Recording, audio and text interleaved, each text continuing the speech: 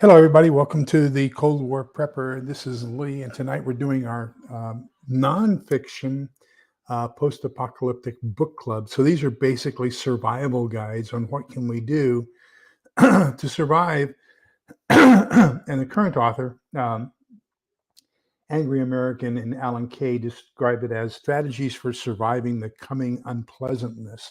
I think that kind of says everything as far as all the different things that are out there. I guess we could call those unpleasantries. And it sure does seem like we have an awful lot of them coming at us all at the same time. Um, all in all, I think this is an okay book. I really loved chapter one. I think that's one of the most critical things that nobody else addresses. And what are we going to do as far as our mental capacity? How are we going to deal with what we have going on? Hello, little lone prepper, and welcome. I think that chapter one was just phenomenal as far as we need to get our minds together and be able to survive whatever's coming. So we got to kind of get ourselves in the right mindset in order to survive. Stray Kitten, welcome. To Rugby 9, welcome. And Scott Hummer, hey, Scott, welcome. So anyhow, tonight we're talking about another two chapters from Angry American and Alan Kay. And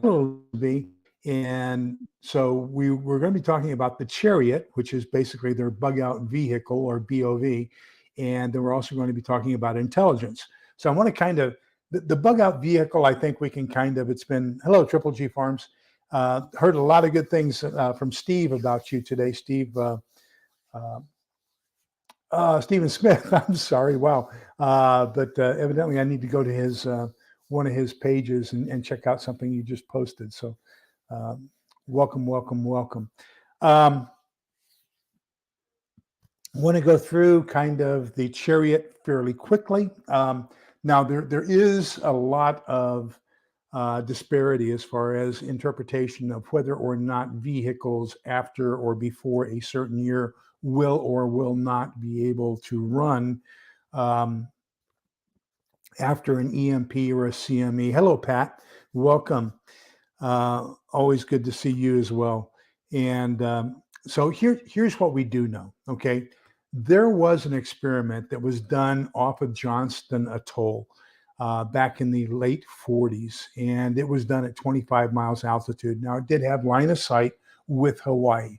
And because it had line of sight with Hawaii, it did knock a couple of the radio stations off the air, some long wire antennas and things like that. It didn't, of course, they didn't have computer chip run automobiles at that time. But it did cause some interference. And so that's where they came up with the whole concept of electromagnetic pulse. And then, of course, as we discussed just the other day, you've got the high altitude electromagnetic pulse, or the HEMP, H-E-M-P. And typically that's going to be at an altitude of 25 miles or higher. They say that one of those has the capacity to take out the entire United States. Now, this is based off of line of sight. So remember the same thing that we said around nuclear explosions, kind of the same thing around electromagnetic pulse, with one small exception, or actually it's a major exception. Number one, the further away from it you are, the less energy it's going to have to affect you. So those who are closer to it are going to have a far more dramatic impact than those who are further away. The second one is, I told you about the law of inverse squares. So if you're twice the distance away, you're going to have one, 2 is going to be 4 because it's squared. So you're going to have 1/4 of the radiation that you would have if you were closer. That does not apply with electromagnetic energy. So the electromagnetic energy is going to be, think of it, rather than being a whole bunch of little darts like radioactivity, think of it as being a wave that's going to come towards you. So that entire wave is going to be, it's still going to be there. However, that's what causes it to lose its power over distance, is because that wave is kind of thinning as it goes out further and further in distance. And so that's going to protect you a little bit. Of course, the third one is mass. We call that a Faraday cage, or protecting your sensitive items from that. So I was telling you if you were here last night, I was quoting Dr. Arthur T. Bradley, who is the EMP CME expert for NASA.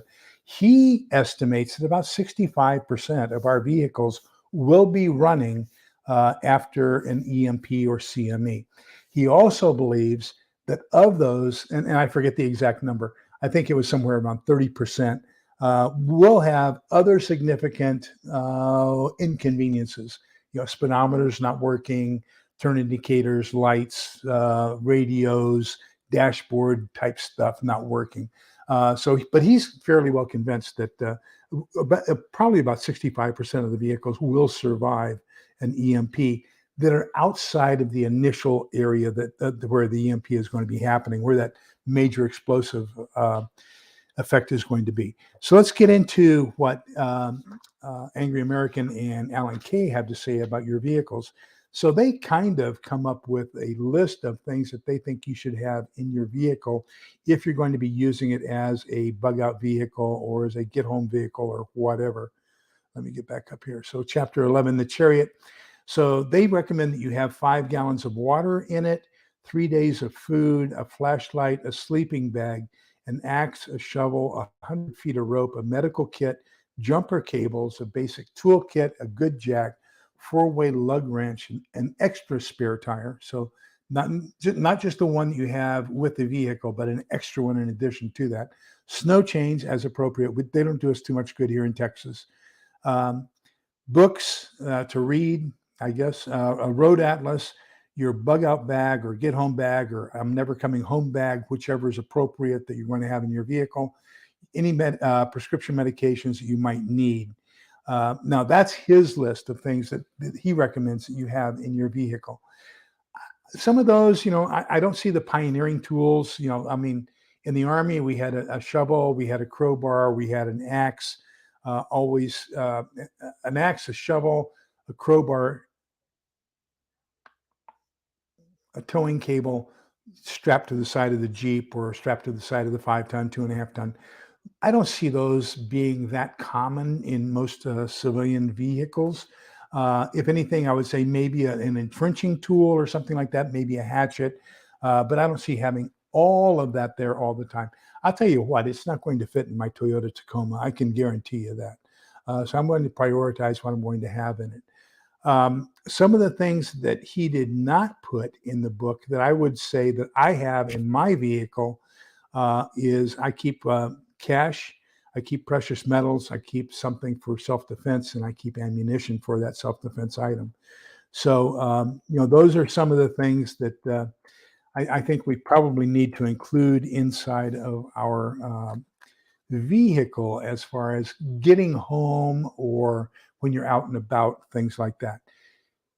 Here's a major problem that I have with it personally. Okay, I think I've told most of you this story. Back in 2015, I bought a brand new Kia Sportage. I started working on my bug out bag in 1981 when I was stationed at Goodfellow Air Force Base in San Angelo, Texas, which is the United States Army Intelligence Center and School Goodfellow Detachment. And so I started working on it then. I worked on that bug out bag for over 35 years. I mean, constantly upgrading, swapping out, improving, ditching, changing like you would not believe. As a matter of fact, I just found a box recently of some of my discarded stuff that I had upgraded in that old bag. Just after I bought my new car, my Kia Sportage, somebody had one of the clickers that automatically opened up the trunks on all of the Kia Sportages in the neighborhood, and I lost my bug out bag out of the back of my car. So because of that, anything that I carry in my Tacoma now, I have a tendency to bring in at night because I don't want to lose anything else. I lost the 1911 and M1911 in that car. I lost my bug out, my get home bag. It was actually a bug out bag, but I call it a get home bag. I mean, I lost a lot of stuff when they got into my car, and that won't happen again. So I don't keep that stuff in my car, and I don't load all that stuff up if I'm just running around here in the immediate area. And with the immediate area, I'm talking about within a 5-mile radius where I'm going to be easily a walk home. I'm probably not going to load all that stuff up in my car or in my pickup. So only when I go further away from the area am I going to do things like that. So your thoughts, anything you would like to add to that list on things to keep inside your vehicle? As now, when we were stationed in Germany, we would also keep a can of spray de-icer, and then of course you also want to have the ice, what do you call them, ice chisels or ice removers for your vehicle. Those come in very, very handy. Um, yes, and welcome, Kia Chris. So I imagine your Kia is the same as my Kia, and 76712. My gosh, you're awful close. I don't know where 76712 is. Uh, I'm going to guess that that's probably Salado area, or maybe, oh gosh, where else could 76712 be? Salado, Gerald area, maybe in that kind of area. Florence? I don't know. Anyhow, you're very, very close. I can tell you that much. We need to get together. Waco area. All right. Okay. So I used to be the HR director for Heart of Texas Electric Co-op, and that's in McGregor. And so that's the car that I was driving back and forth to McGregor, was that Kia Sportage. Silcock key. Well, yeah, that you can definitely keep one. I keep one in my bug out bag, but not necessarily separate in my vehicle. Not in my bug out bag, in my get home bag, but not necessarily in my vehicle. A good tire beater, absolutely. Great suggestion. Or a tire gauge, either one. As a matter of fact, I was out looking for my military intelligence officer's handbook out in the garage, and I came across an extra tire pressure gauge, and I need to get that in the car.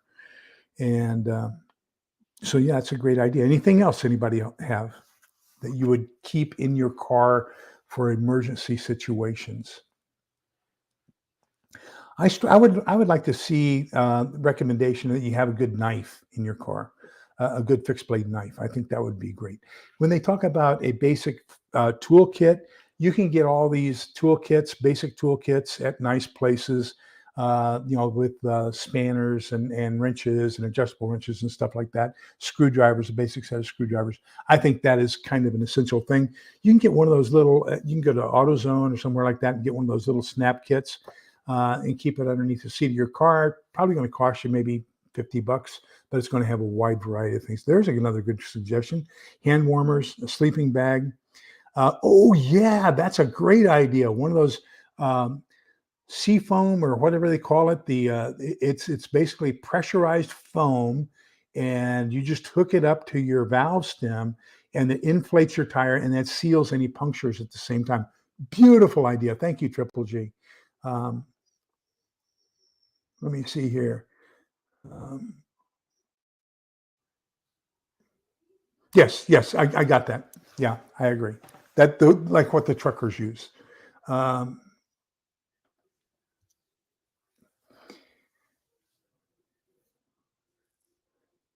no, that's fine. The Plan B box is fine. That's extra stuff. Now, what you can say for sure is, as I look at my, if you want to call it a Plan B box, I've got one out in the garage, and that's basically stuff that I've upgraded from. So that all becomes essential barter items.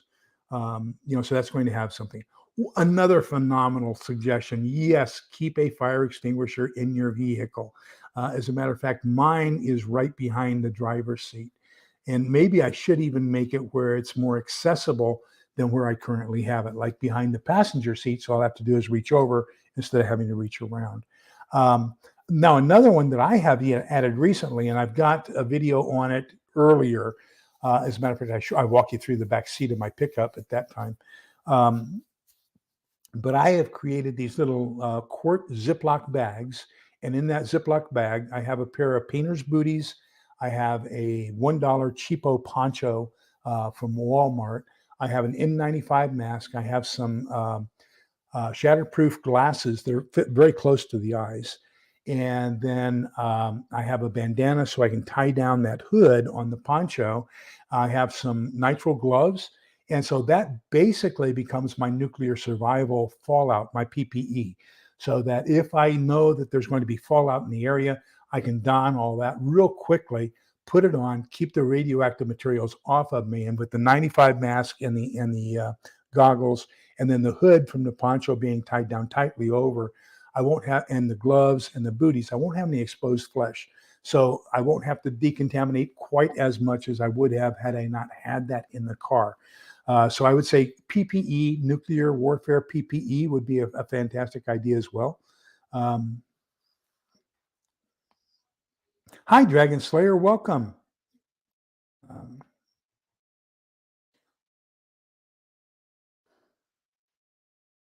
I'm from Colorado. Oh no, Butch Gray's from Colorado. Oh gosh, where am I going? And Helen and I were just talking about senility today. Unbelievable. Maybe it's happening to me. We'll find out here very, very shortly. Let me see. Just so a whole bunch of Holly. Don't worry about it. Don't worry about it. There's always replays. If you missed anything, you can always catch up. That's not an issue at all. But thank you very much for being here and adding value to the chat. That's always important as well. You guys come up with as many, if not more, good ideas than I do. So thank you very much for that. Okay, I want to kind of sneak on over and um, talk a little bit about intelligence, since that's what I did for 21 years. And I want to kind of go into what I've kind of put together here over here. And so chapter 12 is what he calls intelligence gets some. And so he starts off with the OODA loop. And so that's the observe, orient, decide, and act. So you're going to take a look at something. Then you're going to say, how does that fit into the situation? What am I going to do about it? And then take action.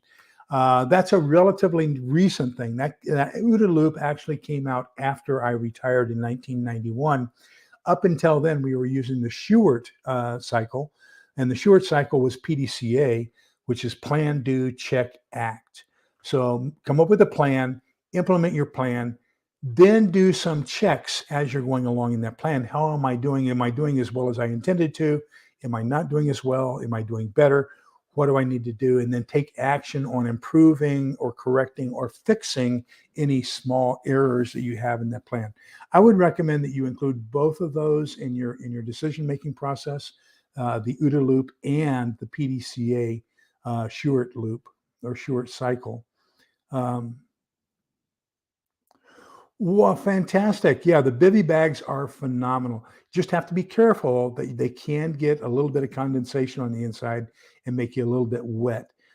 So you make sure that you have a little bit of air circulation, which diminishes their ability to keep you warm. But I would hate to be warm and wet at the same time. And so, yes, absolutely. Bivy sacks in your glove box, absolutely good idea. A knife and cordage, fantastic idea. And I have to applaud you for that. That's just great idea. Contractor bags, fantastic idea. Absolutely. Because I'm ex-military, I keep 2 extra pairs of socks in my center console and a bandana. So, you just never know. Bandanas can be used as a triangular bandage. There's all kinds of uses for them. So let me see here. There we go. Then the primary purpose of intelligence is early warning, to observe what's going on around you so that you can take action and prevent anything negative happening to you and your people. Okay. So that's all it is. It's prevention. We want to prevent bad things from happening. And then from that, we also want to produce threat intelligence. So as we take a look at it, we say, where are we susceptible to exploitation by the other side? And so we want to find out what that is and how we can do it. And then we want to differentiate between information and intelligence. So let me give you an example, okay? And people often confuse the two.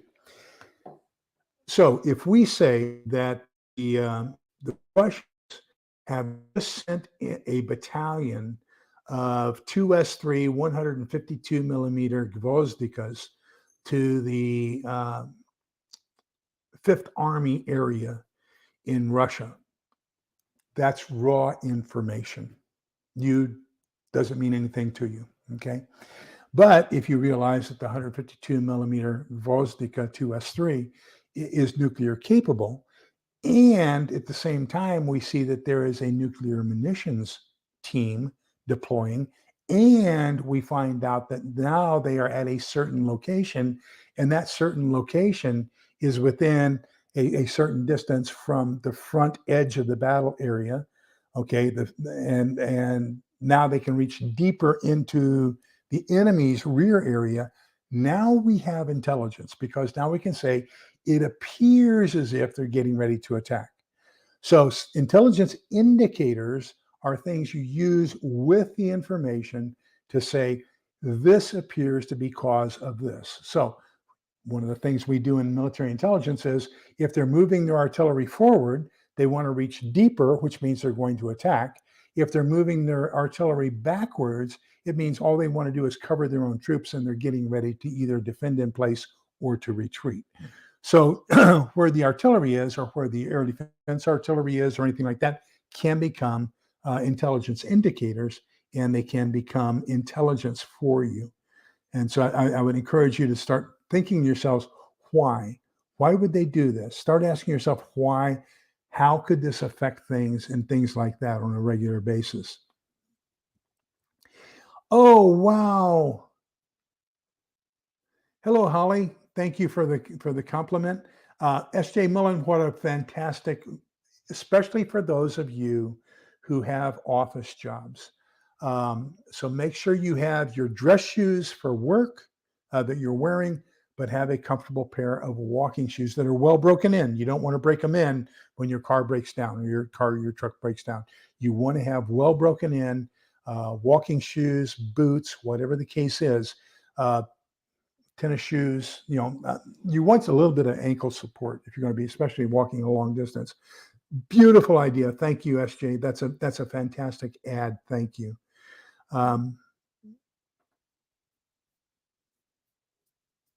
Yeah, that's true. We kind of learn to take care of our feet. That's one of the most important things. Um, your dog is jumping up on you and messed up your. That's okay. That's okay. I think in my latest what was it I was doing? Was it my haul? You got to see all three of my dogs. So I understand dogs jumping up and getting involved and getting into the field of view of the camera and everything else. That's one of those great things we have about our homes is that we have our companions with us, and they don't always want to cooperate when we're on camera. That would really be phenomenal. Yes, a fold-up electric bike would be phenomenal. And if not, just a fold-up bicycle would be great. Just something that gives you some sort of mechanical advantage over walking, so that you can have a little bit of extra endurance, let's say. Hello, Ms. Wilson. Welcome. Good evening. Um, Yes, yes. So like I said, and as long as they're worn in, and now here's another secret. If you're going to get good hiking shoes, running shoes, whatever, there is gosh, when I was in the army, we used to repair our shoes all the time with it. What's it called? Runner's goo or something like that.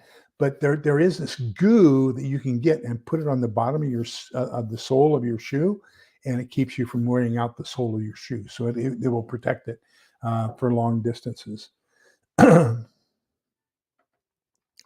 Another great idea. I would just make sure that you. Oh wow, if it's in an Altoid can, so that would be rather non-discerning. Shugu, thank you, both of you. Uh, that'd be great in a tin. I would hate to have too much personal information where if somebody stole the car or broke into your car, they would get a whole bunch of personal information. But that is a fantastic idea. Thank you for sharing that. Okay, so now I want to talk about. He talks about making sure you monitor the police scanner uh, or police radio. Most police radios nowadays are encrypted, so they're going to be frequency hopping, and they're also going to be encrypted. Very few of them can you listen in on. There are still some, but what you can listen in on mostly are going to be ambulance and fire dispatches. You aren't going to be able to hear that much on the police dispatches. I've added everything else in this slide above and beyond what they recommended in the book. And he was talking about police scanner radio, a weather radio or NOAA radio. They mentioned. I'm going to include GMRS, FRS, CB, and then ham. So those are all different kinds of radios that are available to us to communicate with each other in an emergency. Now, when I talk ham, I'm not talking about the UHF, VHF line of sight transceivers like the Yaesu YS6 or the Baofeng UV5R. Those, in my opinion, are modern day ham. That's not typical ham. When I'm talking about ham, I'm talking about real shortwave, HF, which is typically going to be somewhere in the vicinity of 3 to 30 megahertz. And it's going to be continuous wave, or it's going to be upper or lower sideband for voice, and a very good antenna. If you have a good HF shortwave transceiver in those frequency ranges, you'll be able to hear things that are going on around the world, and you'll be able to communicate around the world. And I think being aware of what's happening around you is going to be critical.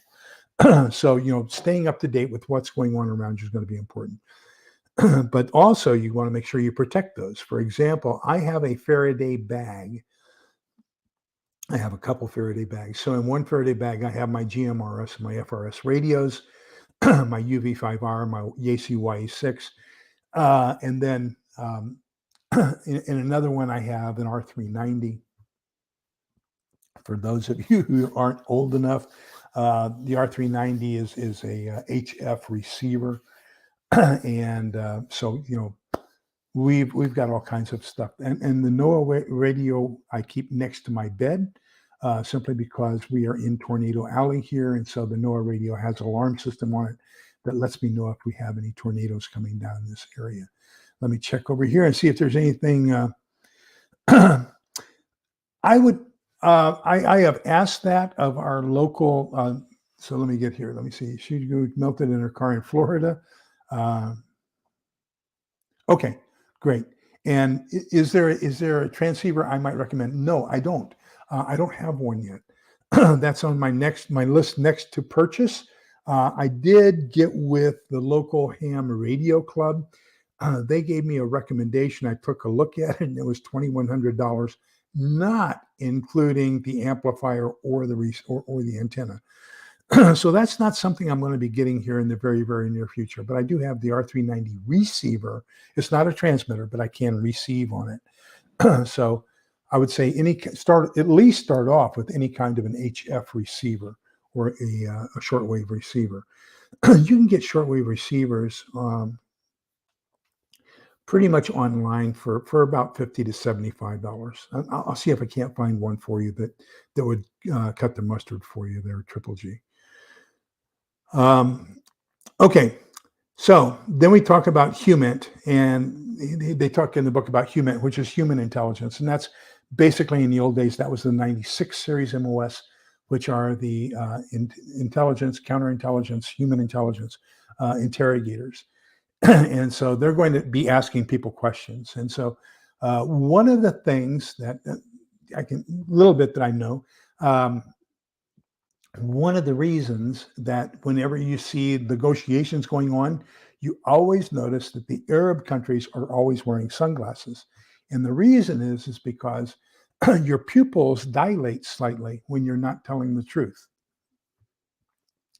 And so as part of their poker face, they put on sunglasses so you can't see their pupils, and you can't see whether they're dilating or not. Another one is that take a look at the hand that a person writes with, okay? So if you ask me a question and I don't know the answer, but I'm trying to recall it, and so I'm right-handed. If I'm right-handed and I'm trying to recall the truth, I'm going to look up to the left. So I'm going to look opposite of the direction of my hand that I write with, okay? to find the truth, to look back in my memory to find the truth. If, on the other hand, my eye goes up in the same direction as the hand that I write, I'm creating the truth. So those are just two of the techniques that they use in interrogation as far as being able to tell by the eye movement whether a person's answer is truthful or not. But what you'll be doing is you'll be asking people different questions as they come into your area of operation. So let's say you have a neighborhood and there's only two ways in or out, and you close one of them off. Everybody has to come in through the front gate. And I'm going to talk a little bit more about this later. You're going to want to find out as much information about that person before you give them admission into your facility, because they could be a spy.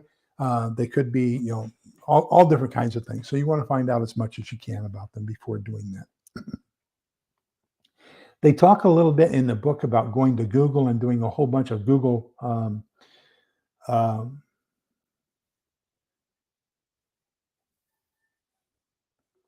let me see where we are here. Yes. Yeah, if we could communicate on HF, that would be phenomenal. I'm going to try to get my ham license. Can you imagine 21 years in signals intelligence and I never became a ham operator?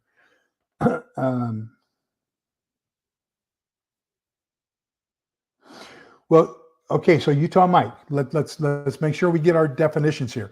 It's like saying a car is more valuable to a person than a Ford. Okay, we got two different things going on here. Ham radio in the HF spectrum, the high frequency spectrum, which is called the shortwave spectrum, is going to be amplitude modulated for voice. And so that's an upper sideband or a lower sideband.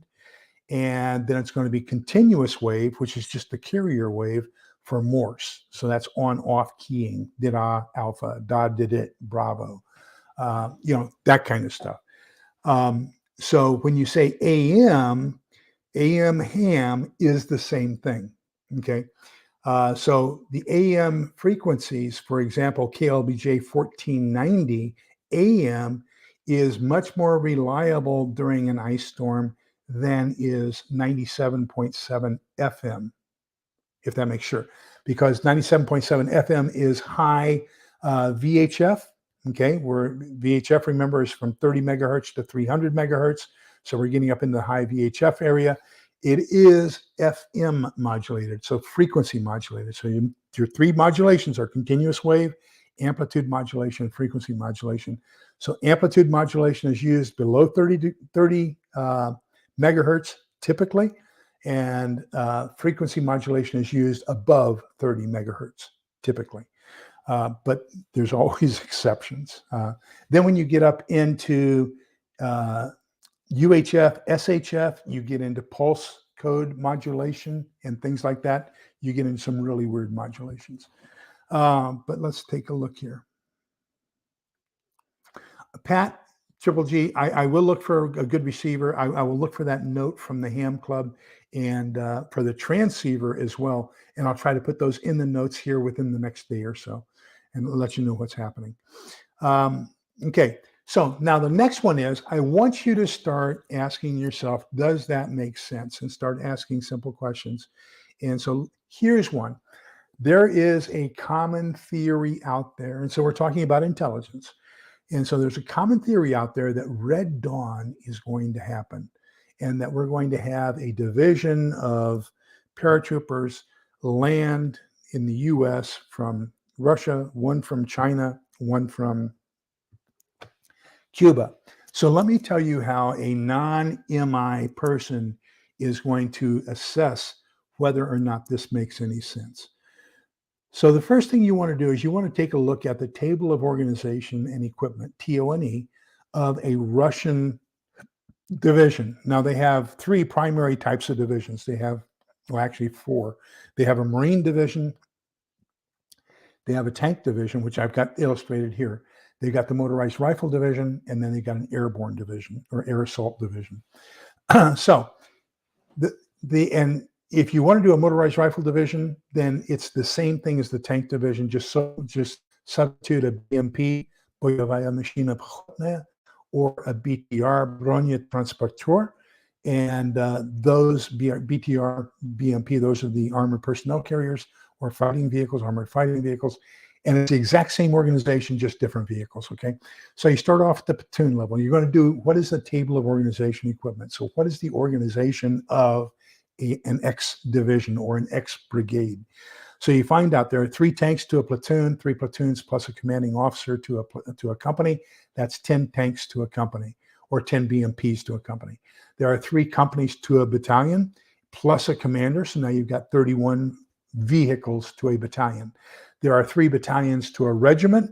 And so now you've got plus a CO and an XO. So now you've got 95 vehicles to a regiment. There are 3 regiments of that type. So if it's a tank division, you've got 3 tank regiments plus a motorized rifle regiment.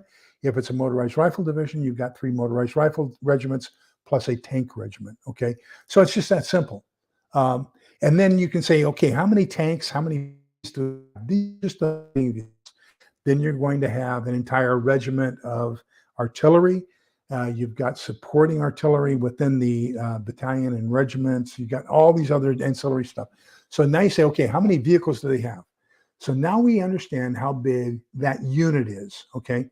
So next thing we want to say is, okay, how many tanks can we fit into, let's say, a Cub, an AN-12? And, well, it can only carry 2 tanks, okay? Well, if it's going to be 280 tanks to a division, how many Cubs, if you can only fit 2 tanks in a Cub, is it going to take to fly that over here? So 280 divided by 2 is 140 aircraft. Have got to make it all the way across the ocean. So the next question you have to ask yourself is, do they have the range? Well, the Cub is the equivalent to our C-130 Hercules. C-130 is not going to make it from Kamchatka to Washington without refueling, okay? Just isn't going to happen. So now we can say, oh, well, you know, and then the next question you have to ask yourself is, do they have the range and do they have air, you know, let me see, what's the next one? How will they be able to successfully evade our anti-aircraft defenses and those of our allies? So, for example, Kamchatka has to get basically through the Japanese and Korean air defense zones. It's got to come across Alaska through the Canadian zone. We've got navies deployed out there. So all those aircraft they launch are not going to necessarily make it. So now you ask yourself, okay, now that I have that data, remember that's information, now we have to ask, do we have the intelligence? Do we have the rational idea that no, they can't do it? Same thing with the Chinese. The best that they can do, the best that the Chinese or in using this analysis, I want you to take a look at it. The best that they can do is get about 3 regiments out of 4 onto our coastline, assuming that 100% make it across the ocean, and assuming they have air-to-air refueling, and assuming nobody gets shot down. Well, they've got 75% of a division, then they land on our shores, and what do we have there to greet them? Probably 3 divisions by the time they get there. So nobody wants to attack in 1 to 4 attack odds. You want to attack the opposite, 4 to 1. So chances of us being invaded from the air by China or Russia is slim to none. Now, let me qualify that. There are attempts by the Chinese right now to make friends with some of our Central American and South American friends. So if that happens, and if they develop a military base in Central or South America, then everything I just said goes down the toilet, okay? Because they don't have to worry about air refueling or anything else. They can pre-position everything there. But we will also have a whole bunch of advanced knowledge about that.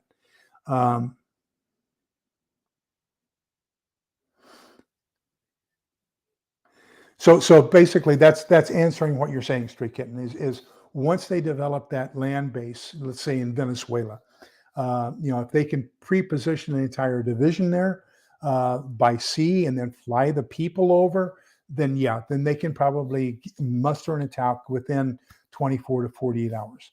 But we also have on our Mexican border, we have 50% of our armed forces are within an 8-hour response time to our Mexican border. So I'm unless they can get more than one division, I'm not going to be that concerned about it. The invasion of the U.S. will come from the South, foreign governments funding cartels, pushing north.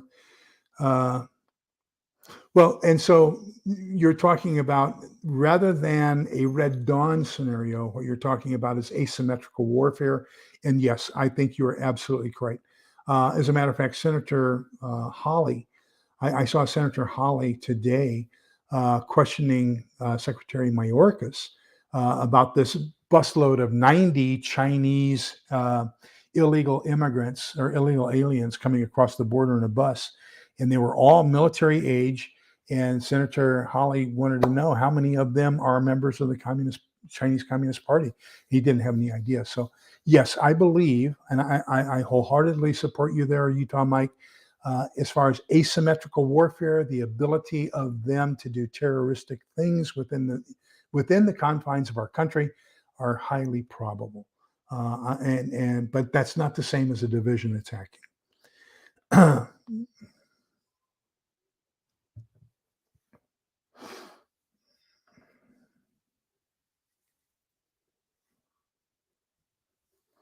So the question becomes one of Stray Kitten of now you're talking about infiltrating individual soldiers versus armored vehicles that we have. So the one thing that you see all those heroic stories about soldiers running up to a tank and throwing a hand grenade down the barrel or something like that. That's Hollywood.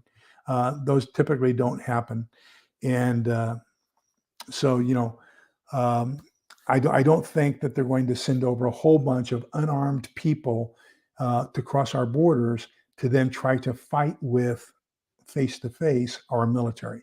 I think it's going to be asymmetrical. I think they're going to be more terroristic than they are going to be paramilitary. Um,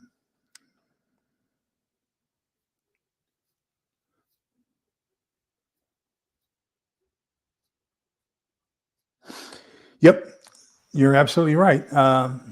Panama is a very good example there. Panama was part of Colombia. And so we supported the revolution of the Panamanians to be separate and distinct from Colombia. And then we entered into a deal to where basically the canal zone, 10-mile wide stretch in the middle of Panama, became a protectorate of the United States. And so, yeah, we've done it in the past. The one that I'm afraid of right now, of course, Nicaragua, El Salvador, and Venezuela are the three that scare me the most of all those countries down there. I think Colombia is pretty much under the control of the cartels. I think Mexico is almost completely under control of the cartels. But that's the drug cartels. And so the question was, how closely aligned are the cartels with our military nationalistic enemies? And we don't know.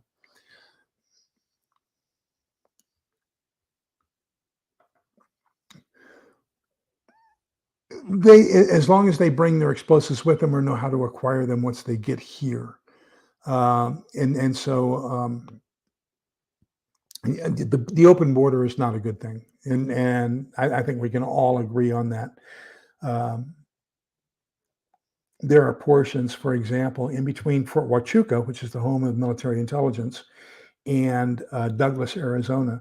It's a wide open valley, and that's where they had mule trains of drugs coming across that border until we put up some aerial observation balloons, and we had ground um, uh, forward-looking infrared radar. We had ground sensor radar. We had all kinds of stuff that was put in the area. We pretty much shut that down as far as the mule trains, but still, there's the onesie twosies that come across, and you have to be careful for those. Um, well, I don't know. How am I going to pronounce this?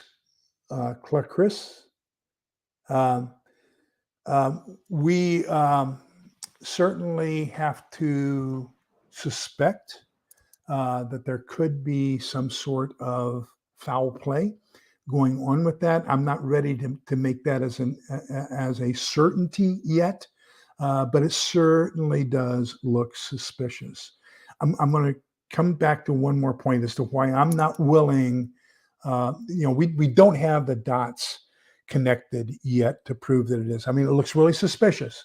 It looks very problematic, but I'm not willing to go far enough yet to say that it is a series of asymmetrical warfare attacks on the infrastructure of the United States. But gosh, it sure is getting close. So I'm going to say it's possible. And in intelligence, we say possible, probable, and certain. Okay. And so I'm going to say it's possible. And probable is when we get one or two data points connected.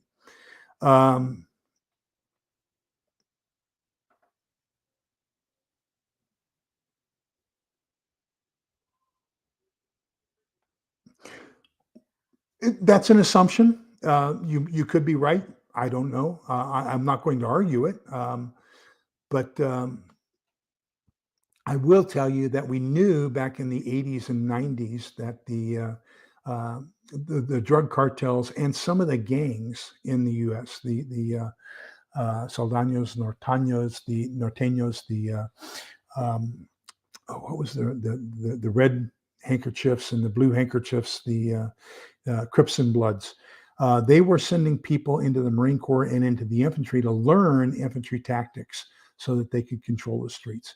We know that was happening. We suspect that it is still happening. However, I would maybe it's my pride, but I'm going to say that a squad of cartel trained people would not stand up to a U.S. squad, especially inside the continental U.S. So I might disagree with you there, just on principle there. Let me see. No, they don't. They don't care about innocent life. I was talking to a friend of mine. My hometown is El Paso, and he was best man at my wedding. And we were talking. He said that bullets don't stop at the international border. There are buildings at UTEP, University of Texas El Paso, and buildings inside downtown El Paso that have bullet holes in them because the bullets don't stop at the international border. So when the cartel and the federalists are fighting each other, they just keep on going. That's a piece of trivia. How about that? Name the only Texas basketball team to win the NCAA championship.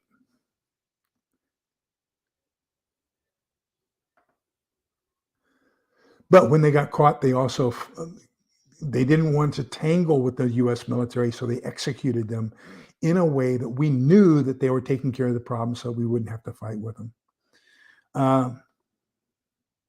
Yes. So anyhow, these are called ADMs, area denial munitions. They are small, not even a kiloton, explosive device, nuclear explosive device. The whole purpose is a ground burst that's going to irradiate the area, and it probably has a maximum effective radius of about a quarter mile to a half a mile. But once again, we're irradiating that area. And so, it's going to be basically the small ADMs that they had, and there's varying numbers on how many of them are missing. It can be as few as 200, as many as 2,000. We don't know. But yes, that is a threat. That's just about the same level of threat, maybe just a slightly elevated amount of threat over a dirty bomb. Now, remember, a dirty bomb is when they go to, let's say, a hospital and get all the radioactive materials from the X-ray machines and everything else, pack it around a conventional bomb, set that off. So now you're throwing radioactive material out into a radius of about a half a mile, quarter mile.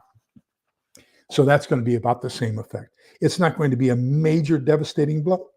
Not going to be a major devastating blow, but it will be a blow. I'm not going to say that it's not going to be trivial. It will be.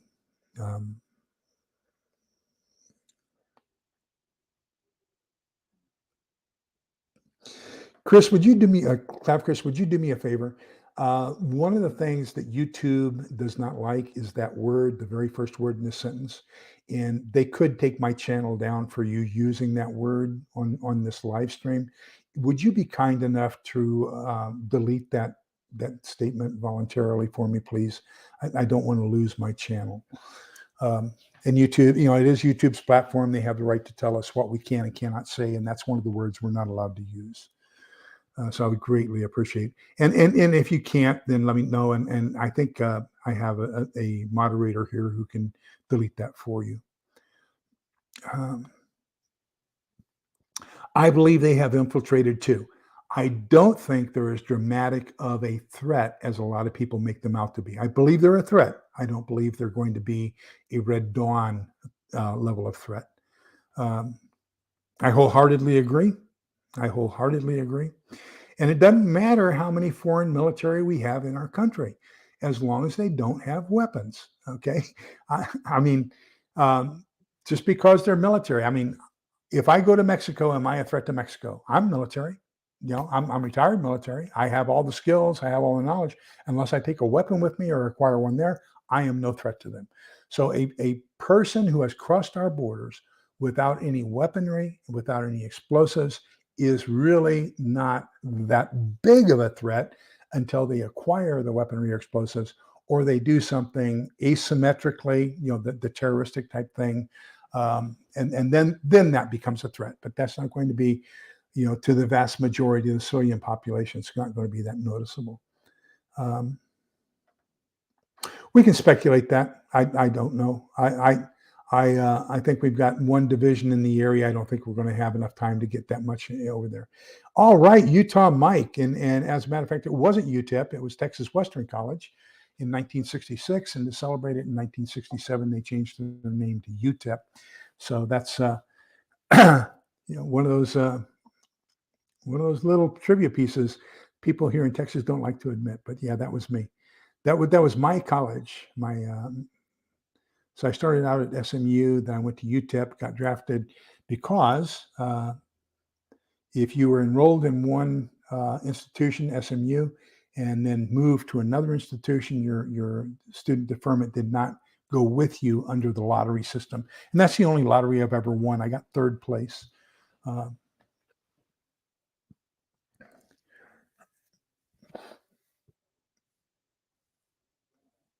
that is correct. So in El Paso, we have what is called the EPIC, the El Paso Intelligence Center.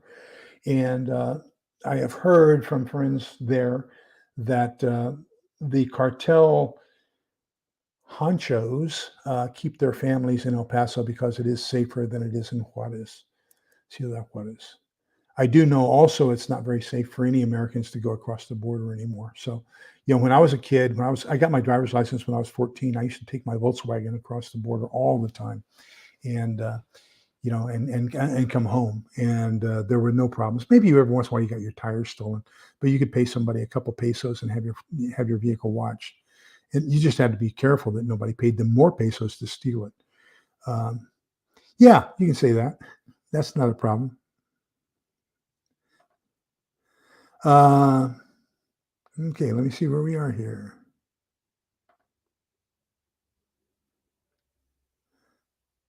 Yes, they do. Did you notice that as well? Um, so that tells me that they're trying to implant some subversives, implant some um, asymmetrical warfare specialists. Now, I would say the same thing about OTMs, other OTMs like the Arabs, and so. Well, here's the thing, Chris or Chris. Free speech, the First Amendment says Congress shall make no laws. It doesn't say individual companies shall make no laws. So we quite often get confused. The First Amendment guarantees us freedom of speech, political speech, so that we are able to do things without being thrown into jail.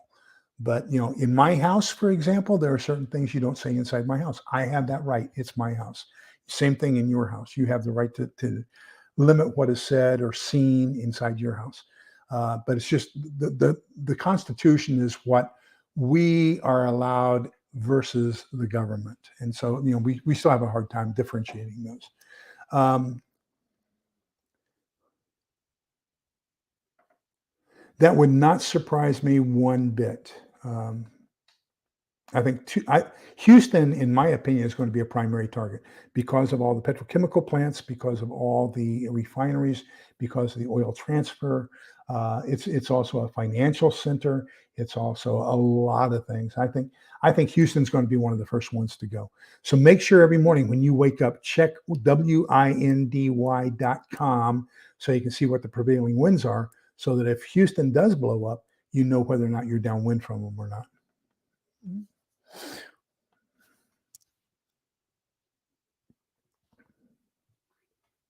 Oh, wow. I did not know that. Thank you for that.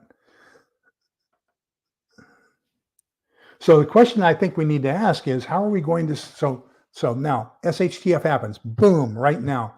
EMP happens. We don't have communications. How are we going to be aware of what is going on around us? How are we going to aggregate that information so that we can share it with each other? So, I'm going to be, let's say, a day earlier than Triple G Farms. He lives about an hour up the road from me. And then this Clacker's 76712, or Kia Chris. 76712. He lives about an hour up the road from me, the other direction. And so I will be hit by, let's say, something that's happening out of Houston, San Antonio, New Braunfels before they will. How can I get that information to them in a timely manner so that they can react and prepare for it? And that's what we need to be focused on, is how can we do that? I'm not going to argue, Chris. This is a futile thing. All I can say is uh, they can say what they want. It's their platform. If we don't, if we don't keep to their rules, they will knock us off. And then who are you going to complain to? Now we do have valid proof with both Facebook as well as with Twitter that there was government interference, and that's what got people kicked off. That is what we're supposed to be protected against. But as far as the platform having rules and what we can and cannot say on their platform, that's their business. We agreed to it. When you signed up, you said, I agree to these terms. Now, you may not have read them. Most people don't read them, but we did agree to them.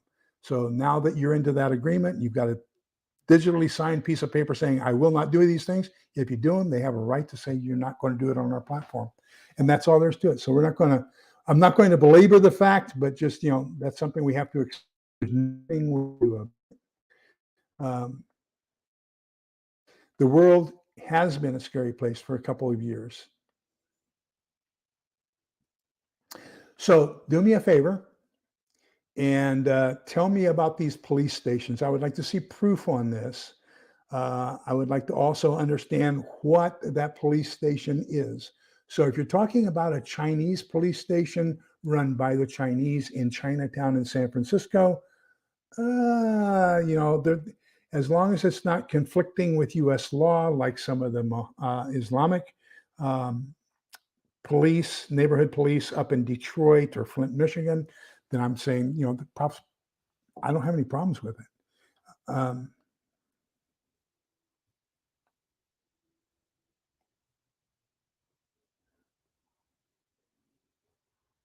really? Huh? I check it every morning.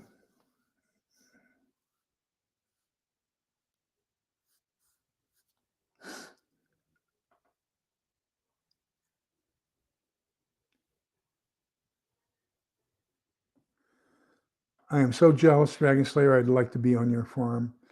Uh, I'm not sure where it is. We get occasional notifications, um, and then you hear from other people the reasons they were kicked off. And so I have a friend who was kicked off for that word, and they consider it disinformation. And there's also things like, for example, they don't want you to show a loaded weapon. As a matter of fact, you cannot show any firearms at all during a live because they're afraid that you could use that to do something scary that people wouldn't want to see and things like that. So, I mean, there's various rules here and there. Yeah. I'm one of those geeks that, I guess it's because of my intelligence background. I read the entire agreement before I signed it. Um, I don't know. That's a very good question. Um, you know, I will say that trust is like an egg. Once it's cracked and split open, it's very difficult, if not impossible, to reseal. And I think that the vast majority of the population has lost trust in the government, lost trust in our news media, and I don't care who you listen to, and has lost trust in even local politicians. So, yeah, I don't know. How much of it can we believe today? I guess that's going to be about the same. No, I don't. What I did a video, a short on it today, I believe. Yeah, it was a 30-second short. I buy the 72 strip pre-cooked Hormel bacon at Sam's Club. And then I take that and divide it up into 6 strips of bacon, and I put it through a vacuum sealer, and I vacuum seal that. And then today I did, gosh, 12 vacuum sealed packages of 6 strips of bacon, and then I'll put that in the freezer and freeze it. So that's about the only bacon I have as a survival prep. Other than I do buy bacon grease. Um, that's been homogenized and everything else, so that I can use that as a flavoring in some of my ham soups and things like that, in a post-apocalyptic world. Um, so I'm going to delete that comment, Chris. I asked you, and I'm going to put you in timeout. I'm going to delete your. Um, I don't care whether you agree with it or not. I don't want you getting me kicked off of Facebook, off of YouTube. Okay, that's all there is to it. If you want to do it on your own channel, please do it on your own channel. I asked you nicely, do not do it on my channel. Okay. And that's it. I'm sorry. You can be hurt. You can be offended. I don't give a rat's tail. Don't do it on my channel, period.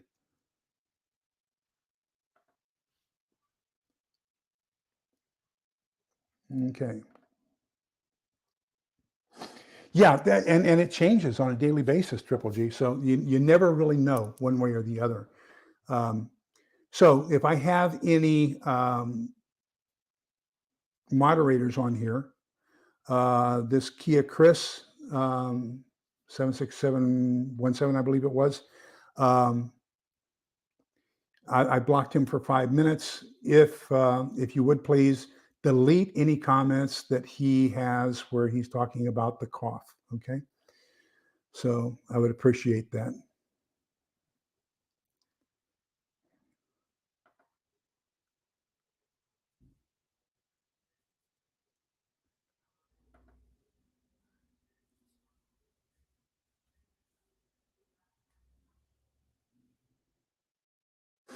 Typically, what happens is they're looking for us to kind of police it ourselves, and I think, as long as we're trying to comply with the rules, mistakes are going to happen, and people will occasionally just, accidentally, inadvertently do things. If you catch it, you delete it. That's why a lot of people really go through and very delicately massage their chat before they publish their video. I just let it go. And because this is the first time I've ever had it happen, to be honest with you, I think people have been very, very cooperative for the most part.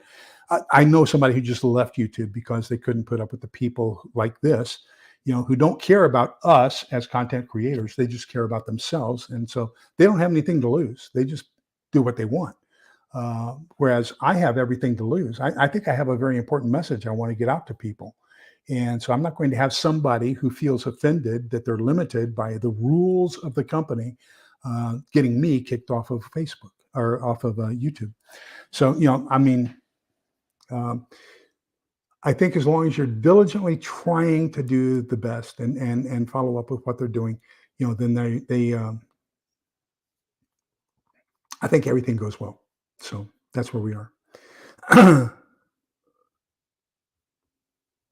Thank you, Little Owns Prepper. I appreciate that. Okay, so that's kind of where we are. I don't have anything else. Let me see. I don't have anything else in the banners. I don't believe. Let me check. I think we've kind of run out. Oh, I did want to. There is one more thing I want to do down here at the bottom. Two more things. So the first one is make sure that if you've established your own little community, make sure you establish some sort of a welcoming center for stray kittens that are coming into. I shouldn't have said that because we have a fantastic viewer here named Stray Kitten. If you have the people who are coming up into your area, make sure you have a reception center, and preferably outside of your internal operating area, or cover their face so they don't see what's they're doing as you walk them to your reception center. And then, question them and find out where they've been, who they are, what they're there for, what everything, and gather as much information about what they've seen, what they've experienced in their travels before they got to your place.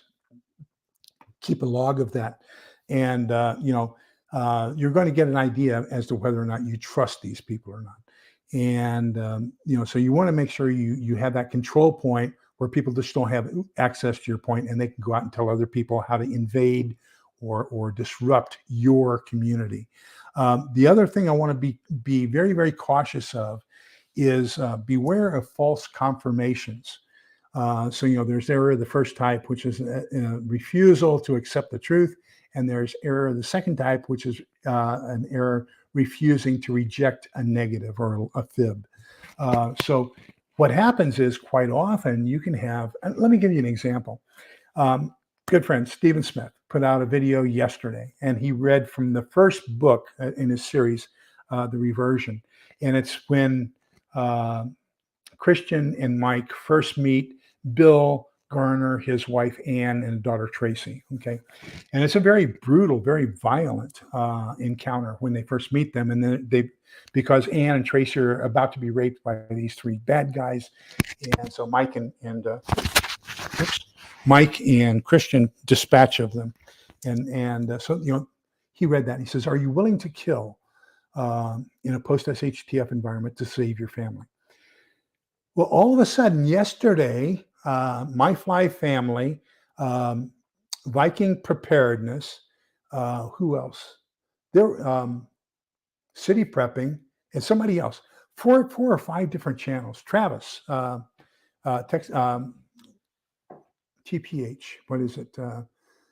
I forget what his TPH stands for. They all put out videos on, are you willing to kill? So you can see how this kind of one source generated all these different channels talking about the same subject. Well, the same thing happens in intelligence. So I asked you a question, but you saw it on XYZ news channel. Okay. Well, I need to confirm that. So I find another person. They say, yeah, I heard that. I know that's true because I heard it. And what we fail to do is say, well, where did you hear it from? Because what happens is both of these people heard it from XYZ. So because both of these people heard it from XYZ, they are now confirming each other, and yours is true. XYZ confirmed in the first place. So be very, very cautious about what you consider to be truthful, confirmed information. Make sure you find out the source of every piece of information that people are providing you with. Okay. Triple G, thank you for that donation. Of course, you know where it goes, and I appreciate it.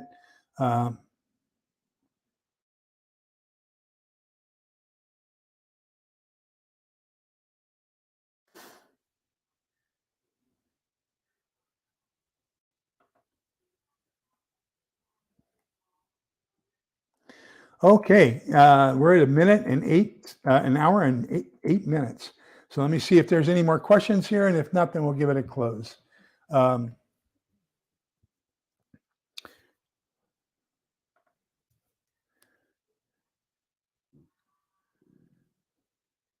Thank you, Scott. I appreciate that. Okay, so next week we'll be discussing, let me see the two chapters that we'll be discussing next week.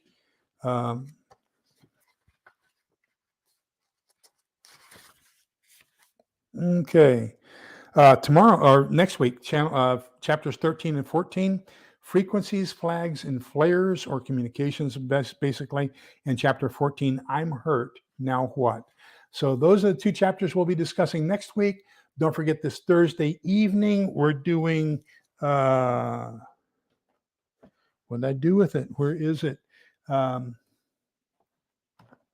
Oh, there it is. Nope, that's Stephen Smith's book. There it is. So this Thursday, we're doing this one, Resurrecting Home.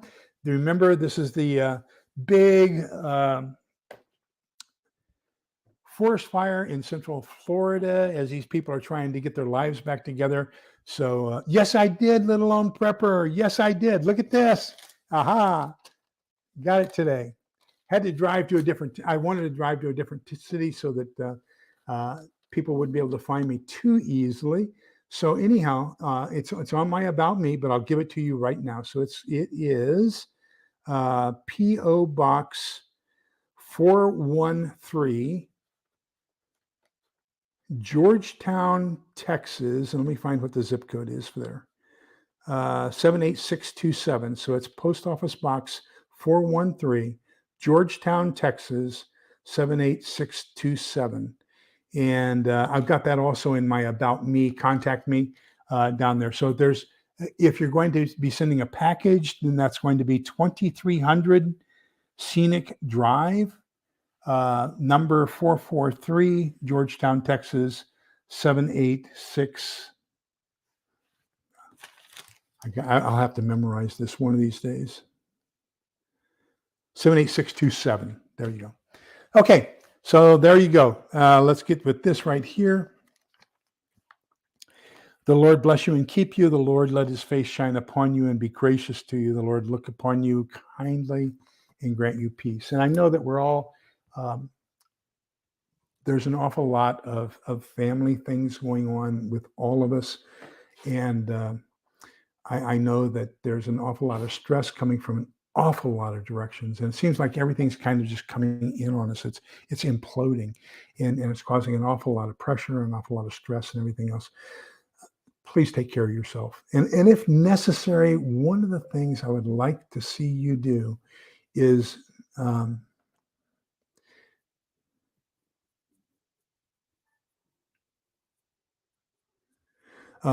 of the things I would like to see you do is, if it gets too much, and if it gets to be too much pressure, take a break away from the news, take a break away from YouTube, take a break away from social media.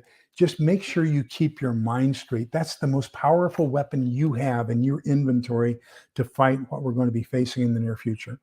So, maintain your sanity. And if this gets to be too much for you, and if there's too many people doing too much gloom and doom, turn them off. Get yourself right. That's the most important thing. Okay. So, let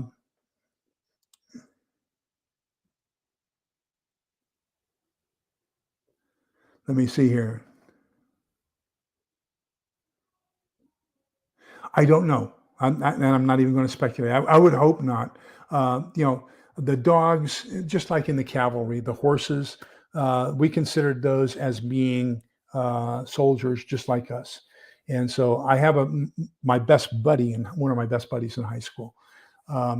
He was a MP dog handler, and so he went to Vietnam. And he came back from Vietnam, and I ran into him at Elmer's Coffee Shop in El Paso. I had just completed basic Indonesian language at DLI, which was a year long. He had completed his year in Vietnam. He came back. The two of us just ran into each other. Tommy Barrow. We ran into each other at Elmer's Coffee Shop. We were talking, and he told me he was going back to Vietnam because his dog was trained only to react to him. And if he didn't go back to his dog, they were going to destroy it. And he had like, I think it was 90 days to notify them that he was returning to be with his dog or not. He went back to Vietnam, and 3 months after he went back, his dog stepped on a mine and killed both of them. So, we have a very close relationship with our animals in the military. And so I would like to think that all of our animals came back.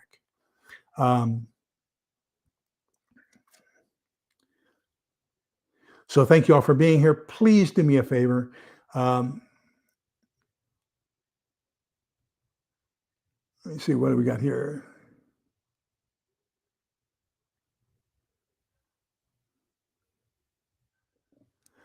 Okay. But anyhow, so I don't know that for sure. So Dragon Slayer says that she knows they weren't allowed to take the dogs. I don't know. I wish I did. I wish I could give you a good solid answer.